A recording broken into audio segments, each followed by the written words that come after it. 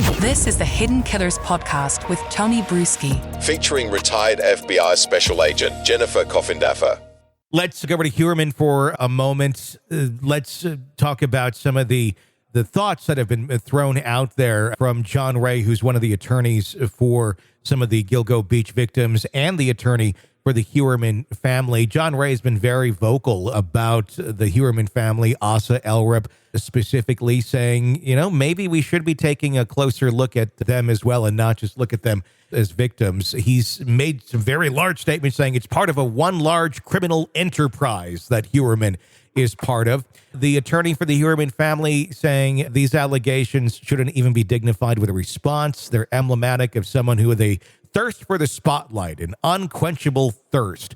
John's been involved in this case for quite some time, going all the way back to way before Heuermann was even a part of this, when it was simply the investigation into Lisk and these victims on this beach, trying to find justice for them. Is it that out of turn of a statement to make on the part of John to say, maybe we should look at this closer with Asa and such, or is that really, is it going too far? They're going to take a look. Yep. They would be remiss not to. They have to.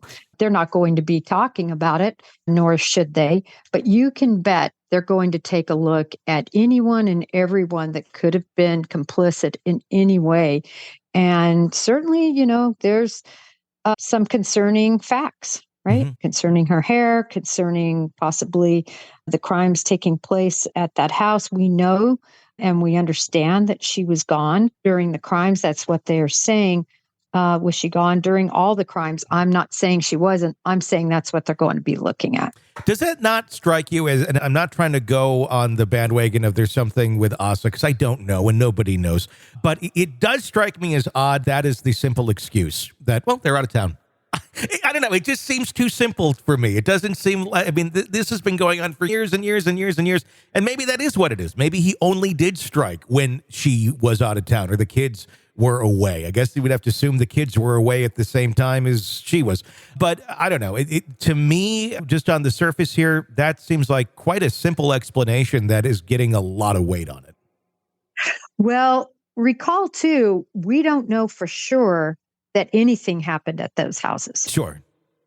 So that's a possibility. I think it's a strong possibility personally, but perhaps, the killings and everything did take place somewhere outside of that house. That's not the information we have. It is actually, we don't have it confirmed either way. Yeah. So they've got to look at both of those options. But if those crimes took place in that house, absolutely, to your point. If they didn't, yeah, then maybe it makes total sense that there is nothing to imply her knowing about it or the kids. Yeah. I mean, and you'd have to go back and identify every single date and all that. And maybe that should be done. That probably definitely should be done to the best of one's ability of trying to go back into a calendar and figure out where one was over the course of 15 or so years on very specific dates. South Carolina is another area where they're looking at the Julia and Bean case. Investigators right now saying we don't really have anything super solid, but one of the most striking statements that's been made was from the daughter of Julia, immediately saying that she recognized Heuermann when she saw a photo of the suspected killer who owns a home in Palmetto State. She said, "I have chills. I've seen him. That was the last man I saw with her personally." Number one, how accurate can that be? Obviously, this is an eyewitness statement. It's not always perfect. I know she probably wants to believe that she saw Rex Heuermann with her mother, but how much weight does that have? How strong is an accusation like that if they don't have a whole lot of other things seemingly so much to connect right now? If they don't corroborate it, it's unprovable. Yep. So they would have to really be able to corroborate that with phone records or with cameras or other independent proof, because as you said, literally the least reliable information in conducting a case is eyewitness testimony, unfortunately. Some of the most emotional and impactful, but some of the least reliable. Exactly. So very true. And obviously Rex Heuermann had very unique qualities. So she could be completely accurate and on point, but they would have to corroborate that.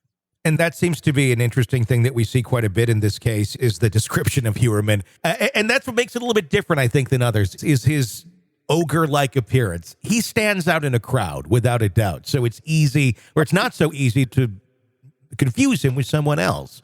So I don't know if that ends up putting a stronger weight on this versus others.